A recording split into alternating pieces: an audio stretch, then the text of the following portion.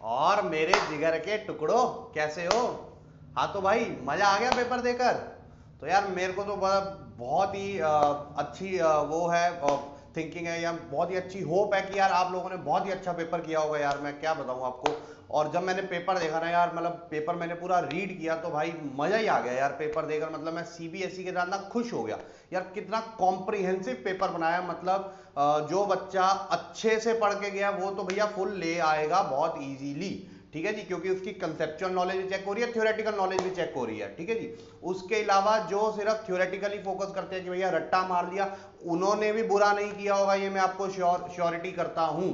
ठीक है, तो यार बहुत ही अच्छा, मतलब कहीं कहीं जगह वो छोटे छोटे पॉइंट्स में आपकी कंसेप्चुअल नॉलेज चेक करता है। प्लस जो उसने बड़े बड़े क्वेश्चन जो आपको दिए जिसमें लिखना था मटेरियल, वो बहुत ही इजी क्वेश्चन दिया। तो यार चलो आओ इस वीडियो में हम एनालिसिस करते हैं। ये आपके सामने सेट 1 है आज के पेपर का। भैया बहुत ही मजेदार पेपर आया, मैं तो मतलब खुशी हो गया यार पेपर देख के, फील ही आ गई। मतलब मेरा आई वॉज होपिंग यार, मतलब मैं तो ये पछता रहा था कि यार मेरे टाइम में क्यों नहीं ऐसा पेपर आया। ठीक है, तो चलिए। तो कुछ इस तरीके से क्वेश्चन था कि यार money is an asset which can be stored for a use in future. बहुत ही इजी क्वेश्चन है, स्टोर ऑफ वैल्यू वाला। इसमें सिंपल आपका कंसेप्ट लगना है उसने।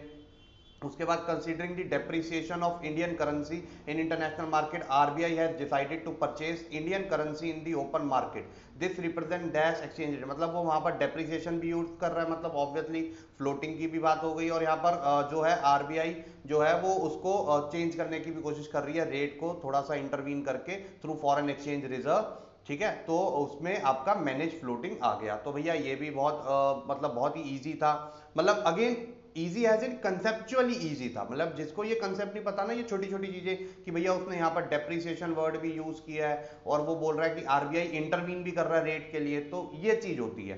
ठीक है, उसके बाद ये जो स्टेटमेंट वाइज, जैसे मैंने आपके लिए स्ट्रेटेजी वीडियो भी बनाई थी, स्टेटमेंट वाले क्वेश्चंस कैसे करने हैं। तो in two sector economy, consumption expenditure, investment expenditure. हाँ बिल्कुल, टू सेक्टर इकोनॉमी में यही होता है, सिर्फ हाउस होल्ड और फर्म्स होती हैं। एग्रीगेट डिमांड का always start from point of origin with positive flow. तो पॉइंट ऑफ ओरिजिन से स्टार्ट नहीं होता एग्रीगेट डिमांड, ऊपर से वाई एक्सिस से स्टार्ट होता है, क्योंकि कंजम्पशन भी वाई एक्सिस से स्टार्ट होता है और इन्वेस्टमेंट भी वाई एक्सिस से स्टार्ट होता है। तो इस वजह से स्टेटमेंट 2 फॉल्स हो गई। यार क्या मतलब मजेदार क्वेश्चन है भाई, फील ही आ गई।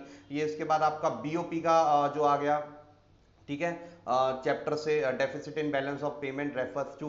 तो ये डेफिसिट कब आता है? जब ऑटोनॉमस पेमेंट्स ज्यादा हो ऑटोनॉमस रिसिप्ट से, तब आपका डेफिसिट आता है बीओपी में। फिर ये आपका करेक्ट कॉम्बिनेशन वाला आ गया, करेक्ट पेयर वाला।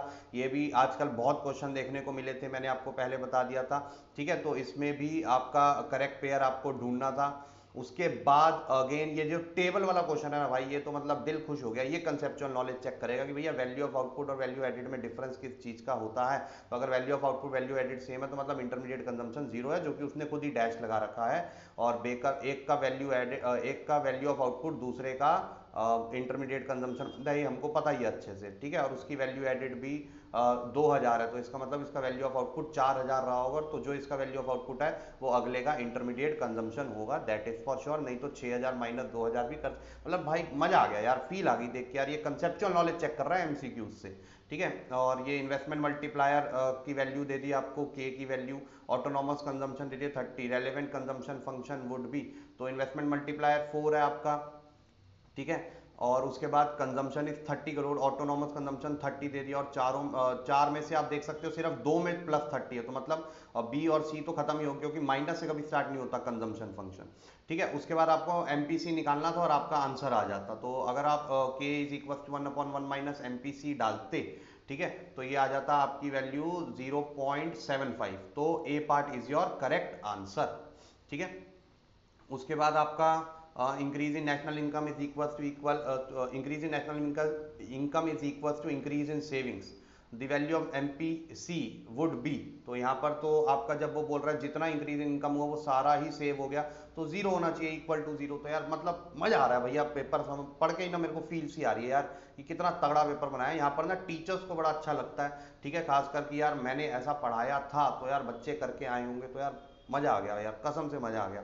ठीक है, मूविंग ऑन। अब देखो थोरो एनालिसिस नहीं कर रहा मैं, सिर्फ ऊपर ऊपर से I am just scratching the surface. ठीक है जी, क्योंकि अब जो हो गया सो हो गया यार। अब टाइम मशीन तो अभी तक इन्वेंट हुई नहीं कि जिसमें जाकर आप करेक्शन कर सको।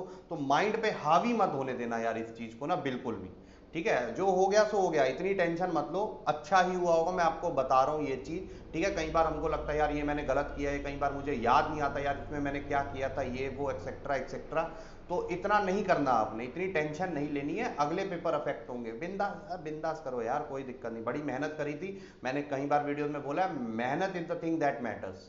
उसके बाद ये आपका अगेन फॉरेन एक्सचेंज से आ गया, और सेकंड वाला भी हैज मोर इन्फ्लेशन देन, ये अगेन इसमें भी फॉरेन एक्सचेंज आ गया आपका। Question number 9th assertion reasoning का आ गया, ये मैंने आपको ट्रिक्स बता ही रखी थी कैसे करनी थी। Then in an economy the value of MPS, again देखो इनकम डिटर्मिनेशन से दो आगे प्रैक्टिकल, लो भाई ये तो मतलब वारे न्यारे ही हो गए।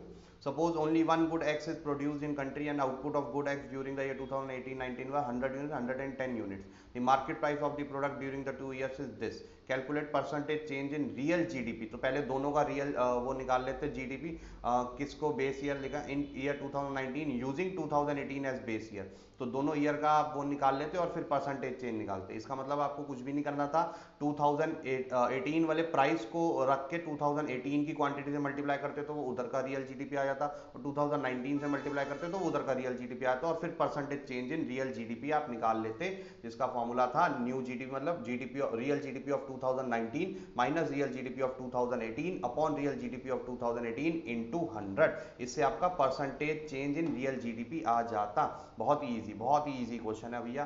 Suppose the prices of 1 UK pound, ये वो मतलब अगेन देखो, अगेन मैं थोरो उस पर नहीं जा रहा, ठीक है। इसके बाद giving valid reason state where the following statements are true और false. Dividend receive from investment abroad is recorded on the credit side. अब आ रहा है भाई फॉरेन एक्सचेंज, तो ऑब्वियसली कैपिटल अकाउंट में आएगा, नहीं करंट में आएगा, ठीक है, तो ये फॉल्स है आपका। उसके बाद depreciation of Indian currency will lead to promotion of Indian exports.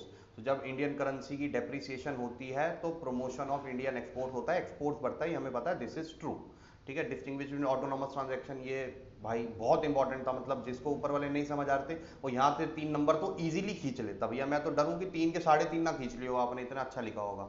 If plan saving exceed plan investment in an economy, explain is likely impact on income output. अरे मतलब ये क्या है, प्लान सेविंग ज्यादा है, मतलब आपका एएस ज्यादा है एडी से।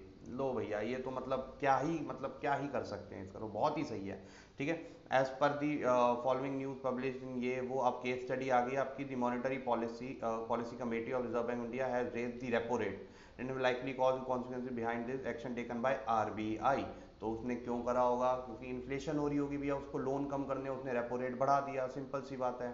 Explain the role of central bank as government's agent and adviser, मतलब सीधा क्वेश्चन हो मतलब बोलता है वो ये चीजें कि मैं दूंगा, और दी है उसने, मतलब सीबीएसई जो है अपने प्रोमिस पे पूरा खड़ा उतर रहा है, मतलब अब मतलब एक दो तरीके से मर्द है भैया, जुबान दे दी तो मुकर नहीं रहा भैया।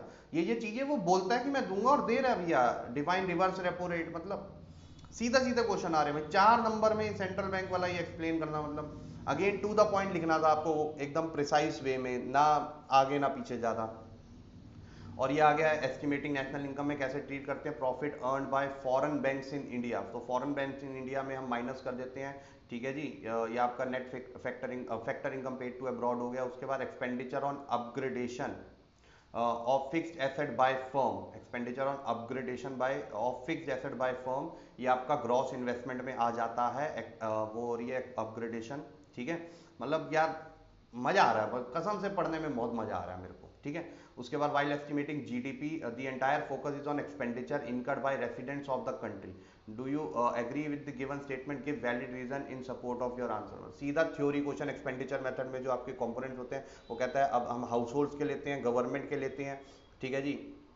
उसके अलावा आपका फर्म्स का लेते हैं जो इन्वेस्टमेंट होता है, एंड उसके अलावा हम फॉरेन सेक्टर का भी लेते हैं। तो फॉरेन सेक्टर में सिर्फ ये नहीं कि रेसिडेंट को, तो आउट वाले हम माइनस कर देते हैं, सॉरी आउट वाले तो आते ही है ना उसमें नेट एक्सपोर्ट्स में आपका, तो नहीं, नॉट ओनली रेसिडेंट्स, ठीक है।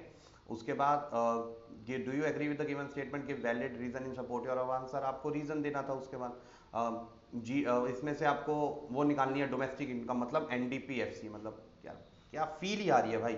ये लास्ट में आपको ग्राफ दे दिया, ठीक है, एंड मतलब ये आपको बजट चैप्टर से दे दिया, categorize given picture into tax and non tax. तो आपको नॉन टैक्स और टैक्स बताने हैं, तो motor vehicle licence fee non tax हो गया, प्रॉपर्टी टैक्स टैक्स, मतलब फाइन नॉन, मतलब जहां टैक्स लिखा है वहां तो टैक्स में चला गया भैया, ये क्या, मतलब ये तो क्वेश्चन ही समझ नहीं आ रहा था मेरे को। ये क्या क्वेश्चन था बताओ, हद है। उसके बाद government has started spending more on providing free service like education health to in the light of explain how government can use budgetary policy in reducing inequalities. तो भैया ऑब्वियसली उनसे ज़्यादा चार्ज करके ऐसी पॉलिसीज निकालती रहे पुअर के लिए तो इनइक्वालिटीज कम होती जाएंगी। मतलब भाई फील आ गई भाई, फील आ गई सच्ची में भाई, किक मिल रही है भाई ये क्वेश्चन पेपर सॉल्व करते हुए। चलो moving on to Indian economy. During the British rule in India, Indian agriculture output witness stagnation due to land settlement, क्योंकि बाकी सब एग्रीकल्चर की तरफ हिंट ही नहीं कर रहे हैं। In the first phase of green revolution output was restricted mainly to, ठीक है ये आपको पता ही है, ये आपका cotton and jute, that dash is known as the architect of Indian planning. ठीक है जी, इंडियन प्लानिंग में सबसे ज़्यादा किसका हाथ था, बिल्कुल सही महानोबोलिस। उसके बाद great proletarian culture revolution was this, China's growth is mainly contributed by manufacturing sector। ये मतलब बहुत ही यार मतलब फील सी आ रही है, ठीक है जी। उसके बाद dash is the apex body NABARD, मतलब ये भी ये इसके आप देखो अब कब कंपैरिजन करोगे तो उसके एमसीक्यू और इसके एमसीक्यू में इंडियन इको के एमसीक्यू सीधे दिए हुए टू द पॉइंट है, इजी है एज कंपेयर टू आपका वो जो था मैक्रो इकोनॉमिक्स, ठीक है। और मैक्रो इकोनॉमिक्स के जो आप थ्योरी क्वेश्चन आपस में कंपेयर करोगे और इंडियन इको से, ठीक है, जो ये शॉर्ट टर्म और लॉन्ग टर्म आंसर्स हैं, तो आपको उसमें इजी दे रखे थे, सीधे सीधे क्वेश्चन दे रखे थे, बट इसमें थोड़े से आपको टेढ़े देखने को मिलेंगे। जैसे आपका ये पिक्चर बेस्ड क्वेश्चन सबसे पहला, ठीक है कि भैया आप दिख रहा है हमें ग्लोबल वार्मिंग है, ग्लोबल वार्मिंग सीधा। In rural areas of India more members of family are engaged in work yet gross income of family is generally low. ये सबको पता है कि भैया वहां पर एग्रीकल्चर और ये है, वहां पर इनकम कम होती है, इवन दो ज्यादा बंदे लगे होते हैं, और इसी वजह से ज्यादा बंदे लगे होते हैं क्योंकि पॉवर्टी भी बहुत है वहां पर। नॉन क्रेडिट सिस्टम आपको बताना था, micro credit system in meeting credit requirements of poor. अब भाई मजा आ रहा है, ये मैंने आपको बता रखा था टेबल वाला एज इट इज आपको लिखना है टेबल वाले में, और इंटरप्रिटेशन दे देना लास्ट में कि भैया इंडिया का जो जीडीपी है वो कंपैरेटिवली एनुअल ग्रोथ रेट काफी अच्छा बढ़ रहा है, चाइना का कम हो रहा है, उसका रीजन लिख सकते हैं ये वो एक्सेट्रा। देन उसके बाद state the meaning of privatization, सीधा question. Agriculture sector has been adversely affected by economic reform process, सीधा question. State and explain two main causes behind income, मतलब भाई फील आ रही है, फील आ रही है भाई, कितना सीधा, इतना इजी क्वेश्चन, मतलब हर बारी इजी आता है इकोनॉमिक्स का, इस बारी तो मतलब कुछ और ही कर रहा है सीबीएसई, कहीं और ही जा रहा है, वो चाह रहा है, मतलब कह रहा है कि भैया लो नंबर लो, ये लो, खुलेआम बांट रहा है, लंगर लगा रखा है अगले ने कि आ जाओ ले लो भैया नंबर खुल के एकदम full on. State and is current two objectives of WTO and name two steps taken by India to strengthen the food security, मतलब यहाँ तो यही आपको मिल जाएंगी सारी चीजें। तो भाई बहुत, अब देखो इतना मैंने आपके सामने पेपर क्वेश्चन डिफरेंट डिफरेंट करे, थोरो एनालाइज नहीं करा मैंने, ठीक है, क्योंकि कोई फायदा नहीं है उसका कि एक एक क्वेश्चन में आपको बताऊं यार इसका आंसर ऐसे लिखना था, ये ऐसे होना चाहिए था, ये वो एक्सेट्रा। अब हो गया सो हो गया, कोई फायदा नहीं है। ये मैंने आपको बताया था कि पेपर रिवाइज नहीं करना इतना, क्योंकि एक भी आंसर गलत निकल आता है ना तो भैया माइंड में टेंशन हो जाती है, तो छोड़ दो, जितना हो गया जैसा हो गया, बस अपनी मेहनत पे यकीन रखो, आराम करो भैया, यू हैव अर्नड इट, और on to the next paper, ठीक है। जो भी आपका नेक्स्ट पेपर है, कॉमर्स वालों का बिजनेस स्टडीज है, कई साइंस वालों के खत्म हो गए होंगे, इकोनॉमिक्स उनका लास्ट है, ठीक है जी, आर्ट्स वालों का डिफरेंस पेपर है कोई, तो जो भी आपका अगला पेपर है उस पे फुल कंसंट्रेशन के साथ आपने काम करना है। भाई देखो ऐसा होता है, अगर मैं ये नहीं कहता कि सबका ही अच्छा हुआ होगा, कई बार होता है एंजाइटी में, प्रेशर में, नर्वसनेस में लिखा नहीं जाता, तो भाई यही चीजें तो आपने सीखनी है कि यार जो इस पेपर में गलतियां होगी वो नेक्स्ट में रिपीट ना हो, और ये चीज आपने अडॉप्ट करनी है, बस दैट्स इट, और कुछ नहीं है। अपने आप देखना आपका जो रिजल्ट है ओवरऑल बहुत अच्छा आ जाएगा, और ये पेपर भाई बहुत सही था, सबको नंबर मिलेंगे, ये बहुत अच्छे हैं, एमसीक्यू की बात छोड़कर बाकी सब जो है बहुत इजी था, थ्योरी था, तो सबको नंबर मिलेंगे भैया, खुलेआम मिलेंगे, टेंशन मत लेना बिल्कुल भी, बस अगले पेपर की ध्यान दो, ठीक है। आराम करो, सबसे पहले तो आराम करो, आज की डेट में आराम करना जरूरी है, क्योंकि आपने अर्न करा है ये आराम। अभी आपका आप मिड वे पहुंच चुके हो अपने बोर्ड एग्जाम्स में, ठीक है, 3 पेपर 4 पेपर हो गए, कहीं हो गए तो खत्म हो गए होंगे, और कहीं हो गए अभी 2 ही हुए होंगे, 2-3 ही, तो भैया आप मिड वे पहुंच चुके हो, और आप रेस्ट कर सकते हो, 2-3 घंटे आराम से नींद लो, उठो, थोड़ा सा चाय वाय पियो, फ्रेश हो जाओ, और फिर किताबें उठाओ, भैया मजा आना चाहिए। अब इस पेपर में जो गलतियां हो गई अगले पेपर में नहीं, अगर आपका बाय चांस एवरेज पेपर हुआ और आप एक्सपेक्ट कर रहे थे टॉप पेपर होना चाहिए था, तो कोई दिक्कत नहीं भाई, ये नहीं टॉप बना तो अगला बन जाएगा टॉप, क्या हो गया, मौके तो अभी है ना, क्यों टेंशन ले रहे हो आप। सक्सेस मैंने जैसे बोला तो मोटिवेशनल स्पीच में, मोटिवेशनल वीडियो में, कि सक्सेस एक दिन आएगी ही आएगी, बस मेहनत करते चल लड़के। चलो अब तो अब मिलते हैं आपको हम नेक्स्ट कंटेंट के साथ। अब ये नेक्स्ट कंटेंट कौन सा है सर, इको तो खत्म हो गया, वो आपको थोड़े ही टाइम में पता चलेगा भैया, ठीक है जी। चलो, तो all the best for your remaining exams, और रेस्ट करो, मजे करो, और फिर सीयूईटी की तैयारी बहुत अच्छी करनी है, क्योंकि वहां पर सारी गेम मैटर करती है, ठीक है जी। तो एडू कैप्टन के एक बारी कोर्सेज चेकआउट करना, जो जो गलतियां आपके बोर्ड एग्जाम्स में हो रही है, एडू कैप्टन आपके साथ बैठकर आपकी वो गलतियां करेक्ट कराएगा, क्योंकि जहां पर आपके मार्क्स मैटर करते हैं, अगर वहां नहीं आए ना भैया, फिर थोड़ी सी प्रॉब्लम हो जाती है। तो वो उसके लिए एडू कैप्टन बैठा है, आप उसके ऊपर छोड़ सकते हैं। चलो, तो all the best for your remaining exams.